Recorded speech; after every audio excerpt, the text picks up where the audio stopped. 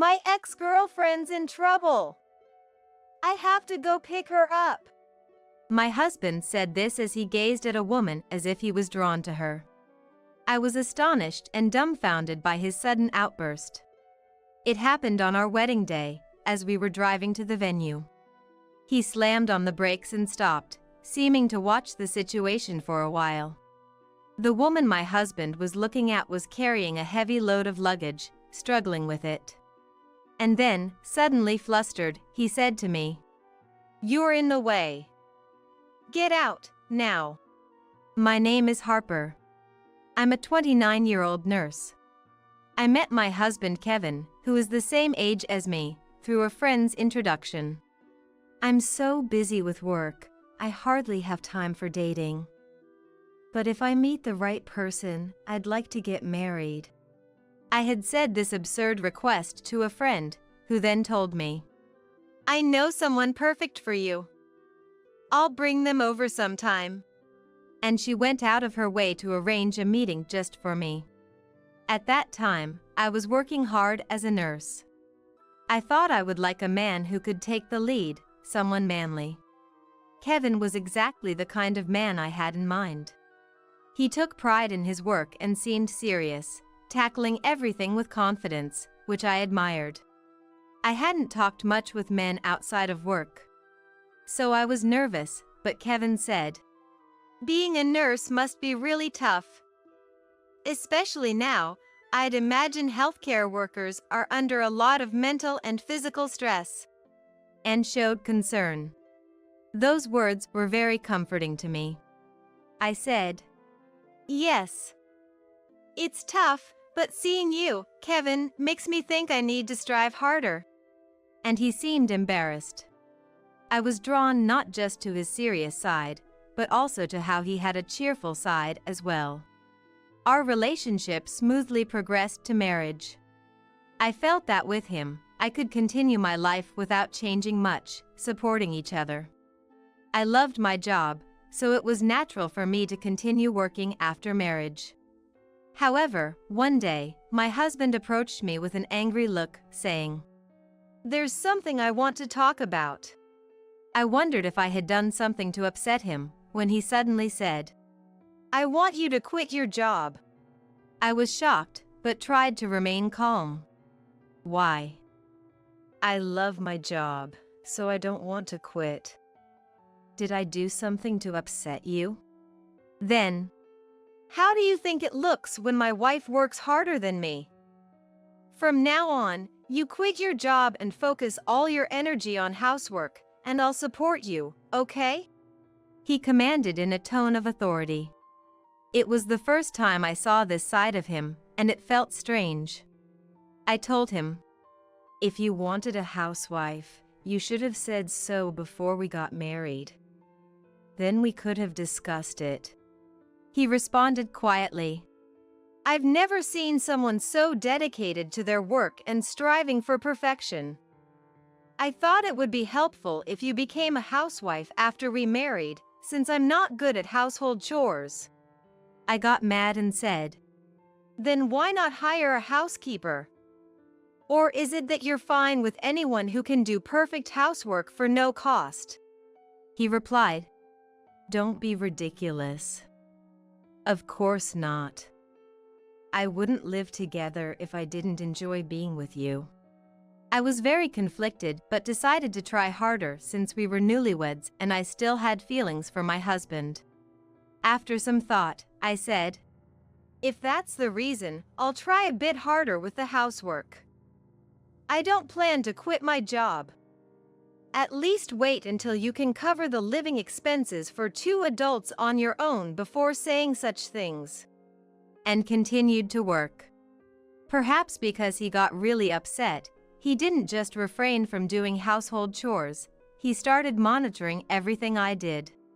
Naturally, my workload only increased. Being employed, there were days I had to cut corners on housework. Then, as if he had been waiting, he would say I did this wrong or didn't do that, almost triumphantly. Fed up, I told him, "I get that you're not good at housework. It doesn't have to be perfect. but since we're both working, I'd appreciate some help." He sighed in exasperation. "That's why I've been saying I don't want to do housework, because I'm not good at it. Balancing work and housework is tough, so you should just quit your job." And was unwilling to listen. I couldn't stand it anymore, saying, "When will you understand that we can't make ends meet without both incomes? If we lose my salary, we'll barely cover the rent and fixed expenses." But he didn't care. My husband changes the topic quickly whenever it comes to his earnings. He said, "Abigail did things more perfectly, you know. It's surprising how there can be such a difference between women. No matter how good you are at your job, failing at housework, which is a woman's job, means you're failing as a woman. Be thankful to me for marrying you despite your imperfect housework skills."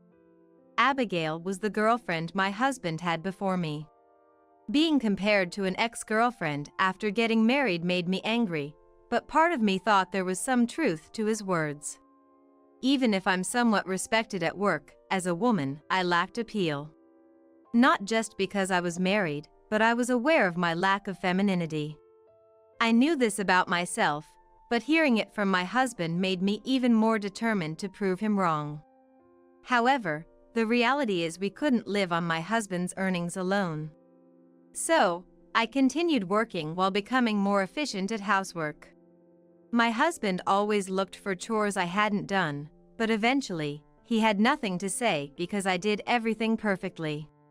Only then did peace return to our home. One day, we had a dinner planned with both our parents. My mom asked about the wedding, and I spoke enthusiastically about my dreams. "I've been saving up because I always wanted to have a ceremony. I want it to be a glamorous event that everyone enjoys." My suggestion received claps of agreement from my mom and my mother-in-law, Avis, but my husband said, "Do we really need to go all out? Plus, the guests don't care about what we like. They think it's a hassle, worried about the gift money, but go anyway to avoid being called uncaring or bad at maintaining relationships. They just go because they have to. No one is moved by seeing someone else's happiness anyway. Aren't you watching too much drama?" Laughing, he completely dismissed my idea. I had never once thought like my husband at any wedding I attended, so I was angry, thinking such people shouldn't bother attending.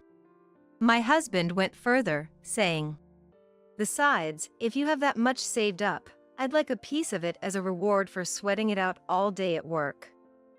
Yeah, I want a motorcycle. Let's save on the wedding and honeymoon and buy my bike instead." And that's what he did, moving forward with the plan to save as much money as possible to buy his bike. Glancing at my parents, I saw their faces tense. It looked like they were holding back what they wanted to say. That's when the in-laws spoke up. "Kevin, enough is enough. Dismissing your wife's wishes and only thinking about yourself. How can you think of using the money Harper saved for the wedding on a motorcycle just for you?" They were angry. My father-in-law, Lanny, added, "People have different views on weddings, so it's natural for you and Harper to have a difference in opinion. But to outright deny her and then insult her, only wanting the money. Do you realize how ugly that makes you? If you continue like this, you'll be divorced before you even get married." And scolded him. I told my husband, "I've never once been to a wedding where I didn't feel moved or enjoy myself. When I see a happy bride, I naturally tear up, thinking how the groom must cherish his wife, thanking them for the ceremony. Some friends even planned events to ensure the guests enjoyed themselves, and it was truly fun. But you think differently, and that's okay. How about we save on the wedding and spend more on the honeymoon instead?" The in-laws scolding him made me happy, but no matter how much they reprimand him, it means nothing if he's not willing to change. I was ready to compromise and have the wedding his way, when he said, "No, it's fine. I'll grant all your wishes. If you liked the weddings you've been to so much, why don't we make it even better than those?" He suddenly became serious. My husband doesn't like being compared to others. And being told by his parents that we might end up divorced seemed to have made him reflect. Our parents looked relieved and advised, "It'll be busy, but try to talk as much as possible. It's wrong to force only one's opinion, but it's also wrong to stay silent. Make sure to express your feelings to each other." Seeing the way her son was behaving, Avis seemed to imply that she knew he would come around. "Way to go, Kevin. I knew if we just talked to you, you'd understand. Look, Harper, how about this cute dress? It suits you so well," she suggested with a smile while flipping through a magazine.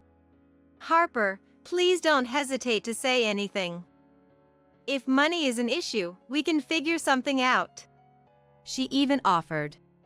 Feeling it was too much, I mentioned we would manage within our means, but I was touched by how much the in-laws were looking forward to the wedding. My in-laws had always treated me like their own daughter since we started dating. "If Kevin ever does anything terrible to you, let us know right away," they continued to say. From there, we were able to smoothly proceed with the wedding preparations. My husband became enthusiastic, saying, "We're going to make this a ceremony no one has ever done before." He began researching in books and online, becoming more proactive in making suggestions than I was. "Looking at other people's weddings," Kevin said. "This is nice." Seeing him smile naturally made me feel the beauty of weddings was getting through to him, and I felt reassured. We both like to delve into things until we are satisfied. Meetings with the wedding planner often made the day fly by. Despite being busy, discussions with my husband were peaceful, and those days felt enjoyable. Finally, the day of the wedding arrived. It was a scorching summer day, but the weather was clear, so I felt relieved we could have the ceremony without any issues.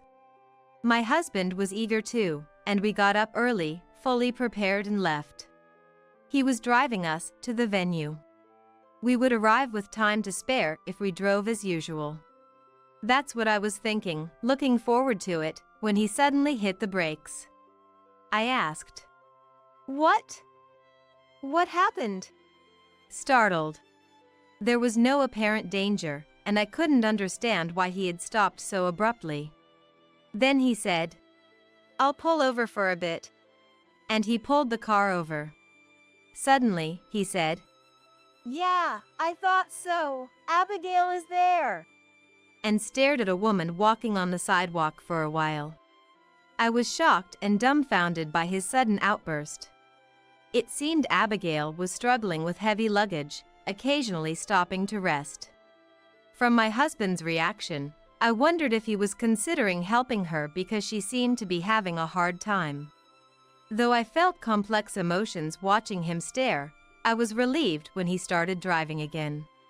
Honestly, I felt he might still have feelings for his ex-girlfriend since he always compared me to her. My husband compares everything I do to his ex-girlfriend and complains that I'm not good enough. I was worried such a thing wouldn't happen on our wedding day, but it turned out to be an unfounded fear. However, once we lost sight of Abigail after several failed attempts to see her, he pulled the car over again, looked at me, and smiled. "You're in the way, so get out of the car." I was so shocked, I went blank. "What? Why? She didn't even ask you to give her a ride, and you're going to go talk to her? You know it's our wedding day today, don't you?" I asked, but he said, "It's too much for her to carry all that luggage. Just listen to me," and forcefully dragged me out of the car. "You'd better not follow me," he said, and drove off alone. After that, I was too stunned to think and just stood there.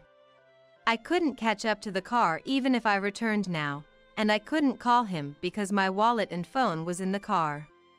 I was gradually getting so angry that I didn't feel like having a wedding, but I thought that I would cause trouble if I didn't contact the venue, so I walked towards the venue alone. Even if Kevin didn't show up, I thought I could explain that my valuables were left in the car and the in-laws would help bring them back. Thinking about what to do next, I arrived sooner than expected. Having left home early and the distance not being too much, I managed to arrive on time for our appointment with the venue. However, it was honestly exhausting because I kept walking under the scorching sun without a parasol. As I entered the building and was about to rest, there was my husband, looking utterly dejected. It was understandable that he arrived before me since he was in a car, but why was he here if he went to see Abigail? As I pondered this, Avis seemed to notice me and rushed over in a panic. Harper! I'm really sorry for our foolish son. It was hot, wasn't it? Are you okay? Here, drink this. And offered me water. After gratefully accepting the water, I asked my husband, "What happened to Abigail?" Then he bluntly explained, "She said she didn't need help and ran off. Plus, some guy I don't know shielded Abigail and took her away. So, I had no choice but to come here." He seemed distant. As I looked on bewildered, the in-laws scolded my husband. "As we said before, it's unbelievable that you would leave your wife on your wedding day to approach an ex-girlfriend. We don't expect you to be forgiven, but you need to apologize sincerely." Leaving him utterly disheartened. Avis sadly shared, "Actually, we were too excited and arrived way before the two of you. When Kevin arrived alone, we pressed him about where you were and then understood the situation after hearing the story. I then asked my husband, why didn't you come back for me after Abigail declined? She got really mad at me. Called me a monster. I just lost all motivation to do anything. I figured if I came here, you'd show up eventually, so I thought I'd just wait for you." He responded. Looking closer, I noticed his cheek was swollen and red, later learning that Lanny couldn't hold back and had hit him. As we struggled to shift our mood towards the wedding, Abigail arrived. By her side was an unfamiliar man, introduced as her husband. Abigail's husband glared at Kevin. "Trying to forcefully get a resisting woman into your car, then running away at the sight of someone's face. I heard from Abigail. Weren't you the one who kept pestering her after you broke up?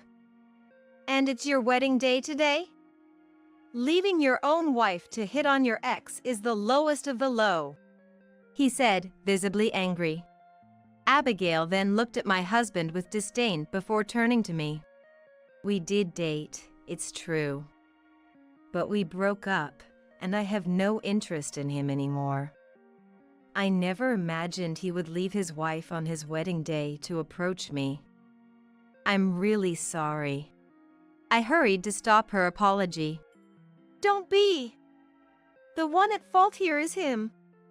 Don't apologize." Relieved by my words, Abigail let out a sigh. My husband, losing his target for anger, glared at me, tears spilling from his eyes. "If you had just stopped me, this wouldn't have happened. You should have stopped me. Don't you feel any pain seeing me blamed like this?" Disgusted, I was about to retort that he should take responsibility when Abigail and her husband began berating him. Abigail firmly stated, "Enough is enough. I kept quiet because the nuisance was only towards me, but now you've bothered not just your wife but also my dear husband. I won't let this go easily." Her husband also scorned. "Who do you think you are? Hurting both your wife and another man's wife and then playing the victim?" I then asked Abigail, "You and your husband did nothing wrong. Instead, We're deeply sorry for the trouble caused by him." Based on his words, he was actually trying to reconcile with you, wasn't he? She sighed deeply. Actually, our home and Kevin's family home are quite close. He's ambushed me pretending it was coincidence multiple times, demanding reconciliation. I've always rejected him clearly but quietly, fearing his quick temper. I kept it from my husband, but I regret not telling him sooner.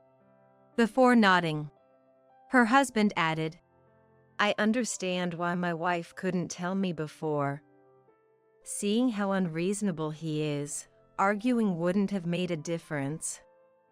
I don't blame her." I felt they were a wonderfully considerate couple, and even thought they were strangers. I was glad that Abigail found such a good person to marry. I desperately apologized to Abigail. "It's okay. If anything, we're the ones who should be sorry. Even when you said you were busy with work, he was imposing on you. I'm truly, deeply sorry." Then, to Kevin, who still looked unconvinced, I yelled, "You should apologize too. Your actions have caused trouble for many people. What are you going to do about it?" But he only frowned. It was Abigail's husband who got angry at such a demeanor. "No need for apologies. With that look on your face, I can't expect any sincere remorse from you. Anyway, I want nothing to do with you. Promise never to go after another man's wife again." As he yelled, Kevin stepped forward in front of Abigail's husband, his face turning red. "Abigail was with me before she met you.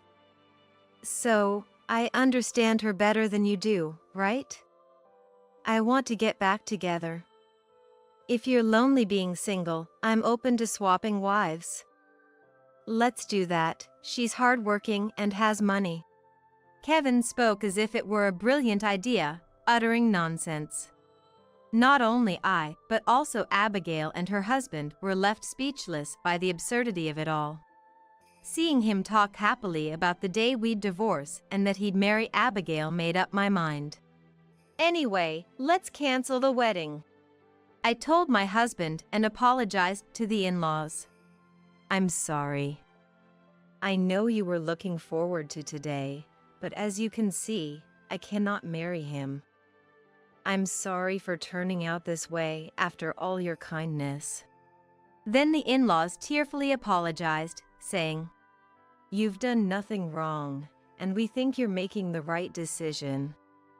It's our own child, but we think he's truly foolish. We're sorry for all the trouble." Looking around calmly, I saw many venue staff members watching us. Checking the time, relatives and friends were soon to arrive. Feeling guilty about sending a cancellation notice now, I spoke with the staff to change the wedding to a dinner party, deciding not to accept any gifts. The venue staff, accustomed to handling crises, arranged the dinner party efficiently, though they cast blameful looks at my husband, for which I was grateful. My husband, unconcerned about the attendees, kept cheerfully talking about his new life with Abigail while I was talking to the staff. Seeing him able to talk such nonsense in front of Abigail and her husband, who looked at him with disgust, was appalling. After the explanation, I went back to my husband and told him I agreed to the divorce. As expected, he was not even slightly sad but instead delighted to accept. Right then, guests started arriving. My parents, in-laws, and I kept apologizing to everyone, asking them to at least enjoy the meal, making an awkward excuse. I never intended to share such a ridiculous story with the guests, but my husband happily announced the wedding cancellation and our divorce. The people who arrived on the dot were confused by the sudden cancellation. Moreover, when questioned by the guests, my husband calmly continued his delusions about finding true love and marrying the person he truly loved. "Abigail, this is beyond not making sense anymore. Please, run away with your husband now. I quietly pulled Abigail aside and handed her over to a staff member, and they quickly left through the back door. Just when I thought things would calm down, my husband, noticing Abigail's absence, flew into a rage. Seeing them walking outside the window, he started chasing after them in a panic. Abigail, wait. Come home with me, not with that guy. Enough. What's wrong with you? Stay away from Abigail and get lost. My husband was easily stopped by Abigail's husband as he dashed out of the venue. Then my dad and Lanny caught up and restrained him, dragging him back inside the venue. I followed, apologizing to Abigail and her husband repeatedly as I saw them off. The attendees, having witnessed the whole sequence, were thoroughly dismayed, leaving the venue telling my husband he was the worst. While feeling sorry, there was a part of me that felt it couldn't be helped since my husband's rampage was unstoppable. In the end, only my friends, my parents, and the in-laws remained, showing concern for me and helping me regain some peace. After the cleanup was done in the heavy atmosphere, my husband again said, "Now that the cleanup is done, it's all good, right? Then, I'm going back to Abigail's house." Saying that, he tried to leave the venue, so the in-laws, in tears, forcibly put him in a car and took him home. A few days later, with the in-laws present, I had my husband sign the divorce papers, and we officially divorced. His belongings at home were either carried out by the in-laws or sent via mail. It was a hectic time, but it finally ended. One day, I went to a town in the suburbs to refresh and coincidentally met Abigail and her husband at a shopping mall. I was worried about how they were doing after everything, so when I asked, they shared their updates. Apparently, my ex-husband hadn't learned his lesson and had been lurking around the places he met Abigail, and even stalking her at home and work. My ex-husband had been saying, "We're still in a relationship, right? You were just playing hard to get, weren't you?" and continued to demand a reconciliation, cherry-picking facts to suit him. Finally, Abigail consulted with the police and initiated a lawsuit against him. Thinking he did nothing wrong, my ex-husband spouted delusions even in front of the police and was deemed a dangerous person. Immediate action was taken, and he was issued a restraining order against approaching Abigail. Surprisingly, he lost his momentum as soon as the restraining order was issued. It was only after facing legal action that he realized Abigail truly detested him. Since then, he has stayed away from Abigail's surroundings. It doesn't matter much to me, but if this means he won't bother Abigail and her husband anymore, I'm relieved. Abigail continued, "Actually, we're moving close to my husband's parents' home soon. We came today to buy cleaning supplies for the move. Harper, please take care of yourself too."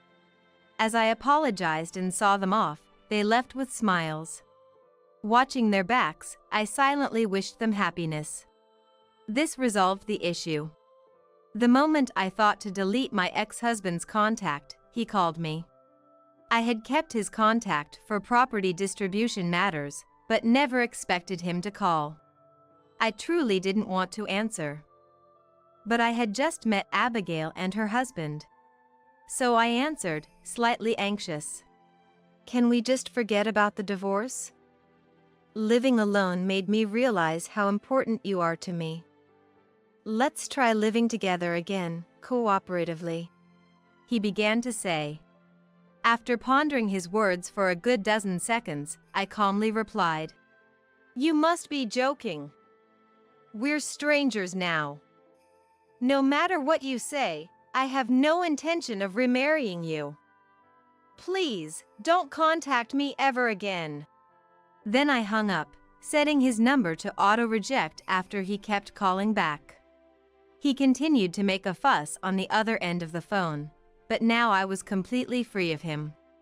He tried calling from different numbers for a while, but as I continued to ignore them and changed my phone and number, I finally found peace.